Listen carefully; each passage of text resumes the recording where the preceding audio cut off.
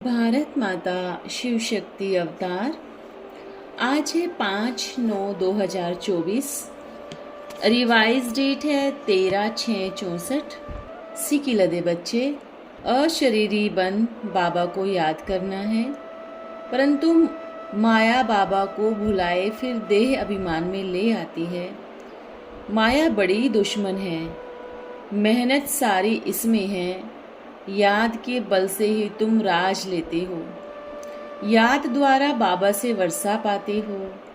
याद का ही बल है, गीत है तू प्यार का सागर है। अब बच्चे जानते हैं बच्चे किसको कहा जाता है। आत्माओं को कहेंगे, बाबा ने समझाया है। सारी दुनिया अल्फ को भूली हुई है। AN हो तो BCD से कुछ काम चल न सके, अल्फ न हो तो ऑर्फन लैंग्वेज हो जाए, चल न सके। बाबा को नहीं समझा, गोया समझो कुछ नहीं समझा। अब बाबा को कैसे समझा जाए जब तक बाबा न आए। अब बच्चे जानते हैं अल्फ आया हुआ है। अल्फ को कोई नहीं जानते, बाकी तो बहुत कुछ जानते हैं। गायन भी है, बाबा से 1 सेकंड में जीवन मुक्ति अर्थात स्वर्ग की बादशाही मिलती है, क्योंकि बाबा है स्वर्ग का रचता। सेकंड में जीवन मुक्ति बाबा से ही मिलती है, मनुष्य को मनुष्य से नहीं मिल सकती। बच्चे सिर्फ गर्भ में ही रहे, मालूम ही नहीं पड़ता बच्चा है या बच्ची है। बच्चा बाहर निकला, वारिस बन गया। सिर्फ मालूम होना चाहिए बच्चा है या बच्ची। पहले पहले जब कोई आते हैं, इनसे फॉर्म भराया जाता है कि आत्मा का पिता कौन है। कहा भी जाता है जीवात्मा, पुण्य आत्मा। ऐसे नहीं कहा जाएगा जीव परमात्मा, पुण्य परमात्मा या पाप परमात्मा, नहीं। महात्मा पुण्य आत्मा कहा जाता है। गाया भी जाता है आत्माएं परमात्मा अलग रहे बहुकाल, तो जरूर परमात्मा को ही आना है दुख से लिबरेट करने। तो पहले पहले कोई आए, उनको कैसे समझाए, इसलिए फॉर्म भराया जाता है। तुम्हारी आत्मा का पिता कौन है, शरीर का पिता कौन है। 2 चीज अलग अलग है, मैं और मेरा। मैं आत्मा, मेरा शरीर। आत्मा का रहने का स्थान कहाँ है, इसलिए फॉर्म भराया जाता है। तुम्हारी आत्मा का पिता कौन है, ऐसे नहीं कहा जाएगा परमात्मा का पिता कौन है। पहले पहले अल्फ को जानना है, वह है ट्रूथ, ज्ञान का सागर। वह सबका पिता है। कोई भी मनुष्य, जज आदि कोई को भी पता नहीं कि हम आत्मा हैं। आत्मा इन शरीर के ऑर्गन्स द्वारा कहती है मैं जज हूँ, सर्जन हूँ। आत्म अभिमानी एक बाबा ही आकर बनाते हैं। अभी तुम जानते हो हम आत्मा हैं, बाकी यह सब शरीर के संबंध है। शारीरिक संबंध में भी यह माँ, यह पिता लगाते हैं। आत्मिक संबंध में भाई भाई हैं। पहले तो यह समझना है। गाया जाता है सेकंड में जीवन मुक्ति का वर्षा। जीवन मुक्ति कौन देने वाला है, वह भी समझना पड़े ना। सतयुग में है जीवन मुक्ति, कलह युग में है जीवन बंद। तो यहाँ फॉर्म भराने का कायदा बड़ा अच्छा है। आत्मा का पिता कौन है, बाबा है ट्रूथ, सचखंड स्थापन करने वाला। तुम बच्चे जानते हो हम आत्माओं के पिता का यह यादगार है। वह निराकार हम आत्माओं का बाबा है। हम साकार में हैं, निराकार का भी यादगार जरूर आया होगा ना। पतित को पावन बनाने व पुरानी को नया बनाने दुनिया नई से फिर पुरानी होती है। दुनिया एक ही है, जरूर दुनिया का रचता एक होगा। 2 हो नहीं सकते, गॉड इज क्रिएटर। फादर समझते हैं ना, दुनिया को, जो दुनिया इस समय पुरानी है, नई दुनिया अर्थात भारत स्वर्ग था। God is one, world is one, सतयुग था, अब कलह युग है। प्राचीन भारत था तो जरूर नई दुनिया रचने वाले ने भारत को नया बनाया। पहले जब कोई आते हैं उनको यह राज समझाना है, तुम आत्मा हो, आत्मा पुनर्जन्म लेती रहती है। बाबा आकर देही अभिमानी बनाते हैं, मैं जज हूँ, मैं बैरिस्टर हूँ, अथवा मैं क्रिश्चियन धर्म का हूँ। ये सब शारीरिक धर्म है। आत्मा अशरीरी है तो कोई संबंध नहीं, कोई धर्म नहीं। आत्मा अलग कर्मातीत हो जाती है, फिर नए सिर माँ बाप आदि संबंध बनाते हैं। चोला बदला, पाठ बदला, माँ बाप सब नए बन जाते हैं। आत्माएं पुनर्जन्म लेती है। वास्तव में आत्मा निराकार है, निराकारी दुनिया में रहती है। फिर आत्मा जब शरीर धारण करती है तो कहते हैं यह मेरा नाम रूप है। अब बाबा बैठ बच्चों को समझाते हैं, तुम अपने को आत्मा समझो, तुमको वापस जाना है। तुमने 84 जन्मों का पाठ बजाया है, तुम बैरिस्टर बने हो, राजा बने हो। अब फिर तुम विश्व का मालिक बनेंगे। आत्माओं से बात परमपिता परमात्मा ही कर सकते हैं। यह बातें कोई की भी बुद्धि में नहीं है, वह तो कह देते हैं आत्मा सु परमात्मा। बाबा आकर सृष्टि के चक्र का राज समझाते हैं। सर्वव्यापी कहने से तो कोई अर्थ ही नहीं निकलता। गाते हैं तुम मात पिता, फिर सर्वव्यापी कैसे हो सकता है? वह सिर्फ गाते रहते हैं, मिलता कुछ भी नहीं। अभी तुम जानते हो, बरोबर हमने 84 जन्मों का चक्र लगाया है। अच्छा, यह भी बात छोड़ो, बाबा के बच्चे तो हो ना, पहले पहले अल्फ को जानना चाहिए। हम बाबा के पास थे मुक्ति धाम में, अभी कोशिश भी मुक्ति धाम में जाने की करते हैं। हम आत्मा असुल मुक्ति धाम की रहवासी हैं, परंतु देह अभिमानी होने के कारण जानते नहीं हैं। हम आत्मा निराकारी दुनिया में रहने वाली हैं। यह शरीर यहाँ 5 तत्वों से बनता है। आत्मा तो 5 तत्वों से नहीं बनती। आत्मा बाबा के पास रहती है, वहाँ से आई है पाठ बजाने। अब भक्त भगवान को याद करते हैं। भगवान के पास जाने के लिए साधु संत आदि सब याद करते हैं। मुक्ति के लिए गंगा स्नान करने जाते हैं, परंतु वापस निर्वाण धाम कोई जा नहीं सकते। पहले पहले यह समझना है, आत्मा और शरीर 2 चीज हैं। आत्मा में मन बुद्धि है, चैतन्य है। आत्मा अविनाशी है, शरीर विनाशी है। सब आत्माओं का वह पिता निराकार परम पिता परमात्मा है। नॉलेजफुल है, उनको ही गीता का भगवान कहा जाएगा। सब भक्तों का प्यारा है, प्यार का सागर है। भक्तों को कितना खींचते हैं। भगवान तो एक होना चाहिए। इतने सब भक्त हैं, सभी पतित हैं। पतित पावन को याद करते हैं तो जरूर एक निराकार होगा ना। बाकी सब इनकी रचना है। ब्रह्मा विष्णु शंकर भी रचना है, मनुष्य सृष्टि भी रचना है।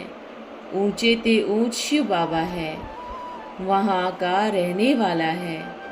जैसे आत्मा स्टार है, परम पिता परमात्मा शिव पिता भी स्टार है। बच्चों को समझाया है, वर्ल्ड भी एक है, इनको रिपीट करना है। जो भी धर्म है सबको चक्र लगाना ही है। सब एक्टर्स पार्टधारी है, कोई का भी पार्ट नहीं बदल सकता।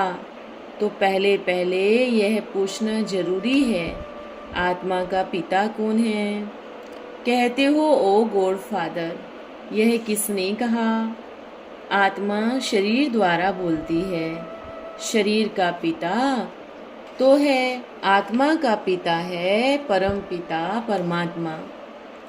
मुख्य यह बात है, कोई से जास्ती डिबेट आदि नहीं करनी है।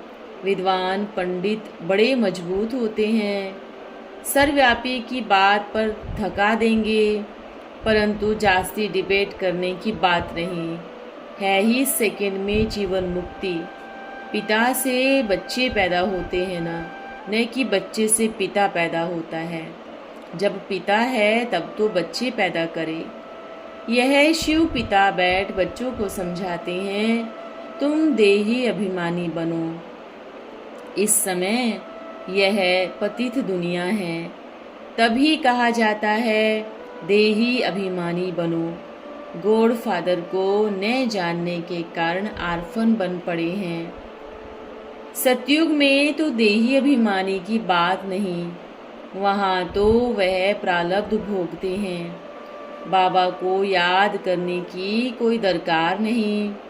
दुनिया को यह पता नहीं कि भारतवासियों को शिव बाबा से प्रारब्ध मिलती है। भारत स्वर्ग बन जाता है, नरक बनाने वाली है माया रावण।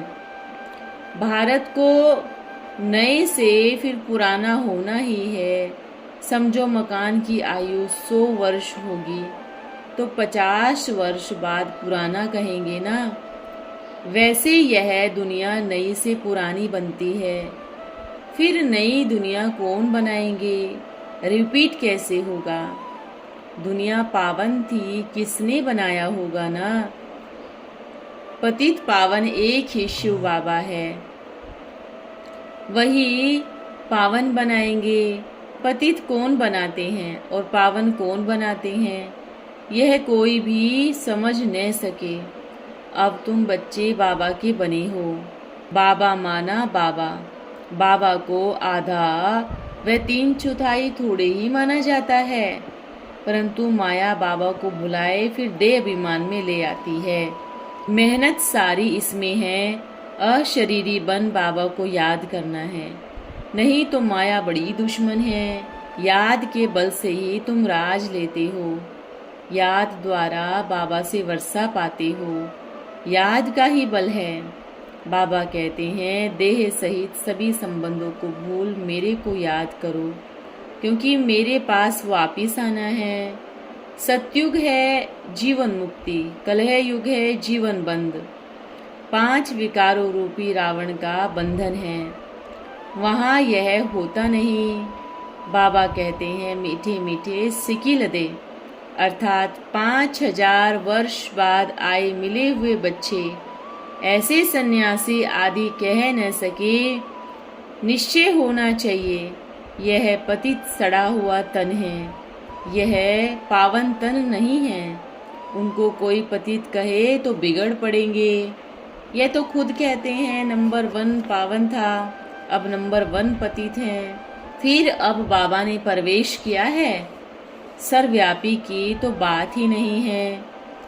कृष्ण को कितनी गालियां देते हैं। कृष्ण को 16,108 रानियां थी, कितनी नॉनसेंस है।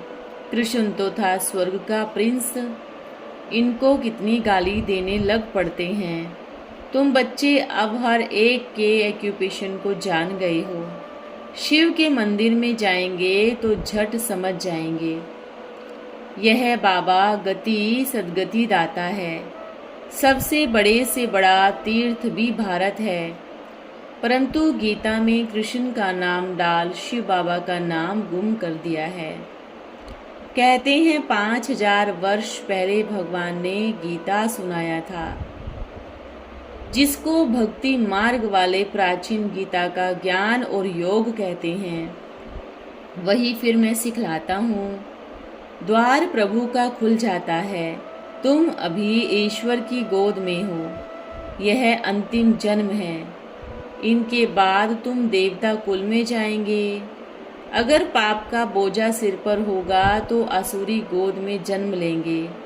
यहाँ स्वर्ग तो है नहीं, बाकी कोई बड़े पवित्र घर में जन्म होगा जहाँ तुम पावन रहेंगे। उस घर को तुम रोशन करेंगे। बाबा का सर्विसेबल बच्चा होगा तो उनको कोई ऐसा वैसा जन्म थोड़ी ही मिलेगा। यहाँ से संस्कार ले जाएंगे तो कुछ कर्तव्य करेंगे। बड़े ऊंच कुल में जन्म मिलता है। विनाश होने बाद थोड़े ही बचते हैं। उनमें पुण्य आत्मा भी रहते हैं, पाप आत्मा भी रहते हैं। फिर हिसाब किताब चुकतो कर वापस चले जाएंगे। सतयुग में तो सब पावन होंगे। संगम पर कुछ पतित कुछ पावन रहते हैं। फिर पतित खलास हो, फिर पावन ही पावन रहेंगे। अभी तुम सारी सृष्टि को पावन बनाते हो, इसलिए तुम हो सच्चे सच्चे रूहानी पंडे। आत्मा की मैल धोई जाती है। बाबा कहते हैं मामेकम याद करो तो अंतमति सुगति हो जाएगी। 8 को ही पूरी स्कॉलरशिप मिलती है, वह भी नंबरवार है। बाकी 108 को थोड़ी सजा खानी पड़ती है। धर्मराज बाबा साक्षात्कार कराएंगे। तुम वही हो ना, तुमको कितने समझाते थे, हमारे सामने पढ़ते थे, फिर भी तुम हमारी मत नहीं माने तो पाप सिर पर चढ़ गया। वहाँ ट्यूबनल बैठती है, सब साक्षात्कार होते हैं, फिर उसी समय पश्चाताप होती है, परंतु कर ही क्या सकते हैं। वहाँ रिश्वतवादी चल न सके। धर्मराजपुरी है, सुप्रीम जस्टिस, सब साक्षात्कार होते हैं। अच्छा, सिकिलदे बच्चों प्रति माता पिता बाप दादा का ज्ञान सूर्य, ज्ञान चंद्रमा और मोस्ट लकी स्टार मीठी मम्मा का याद प्यार और नमस्ते। हम बच्चों की प्यारे बाप दादा को नमस्ते। ओम नमः शिवाय। बाबा रात्रि क्लास है। यह है ज्ञान सूर्य, ज्ञान चंद्रमा और लक्की स्टार की दरबार। इसमें ज्ञान सूर्य तो शिव बाबा को कहेंगे, ज्ञान चंद्रमा है यह बड़ी माँ, बाकी सब लक्की स्टार हैं। इसमें मम्मा है मुख्य लक्की स्टार। वह चंद्रमा स्टार तो दिन से रात करते हैं और यह स्टार्स रात से दिन कर देते हैं, घोर अंधियारे से घोर सोजरा कर देते हैं। जो आधा कल्प चलता है चिल्ड्रंस लक्की होते हैं, जिससे लौकिक बाप की घर की शोभा है, उन बच्चे भी घर की शोभा हो। यह तो सभी मानेंगे कि हम प्रजापिता ब्रह्मा की औलाद हैं। ब्रह्मा फिर शिव बाबा का एक ही बच्चा है। गोया सभी मनुष्य मात्र दादे के वर्षे के हकदार हैं, तो सबको मुक्तिधाम दादे के घर ले चलते हैं। फिर जो पढ़ते हैं उस अनुसार जीवन मुक्ति मिलती है।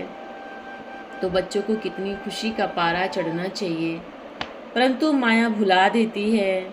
अंत में खुशी का पारा चढ़ा रहेगा तो बड़ा सहज। तुम पांडवों का यह किला है, वह है कौरवों का किला। ये शोक वाटिका में बैठे हैं, तुम अशोक वाटिका में बैठे हो। 21 जन्मों की खुशी तुमको इस समय है। तुमको तो कभी कोई शोक नहीं होना चाहिए। कन्या की जब शादी होती है तो अंदर में खुशी का पारा चढ़ता है।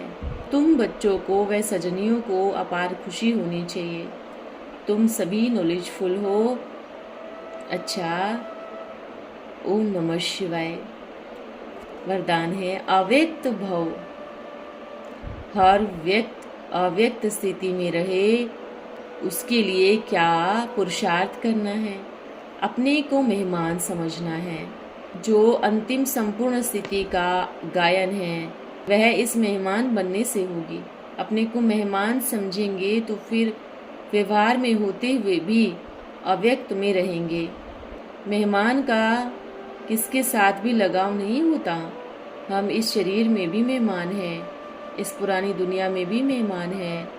सिर्फ थोड़े समय के लिए यह शरीर काम में लाना है। ओम नमः शिवाय।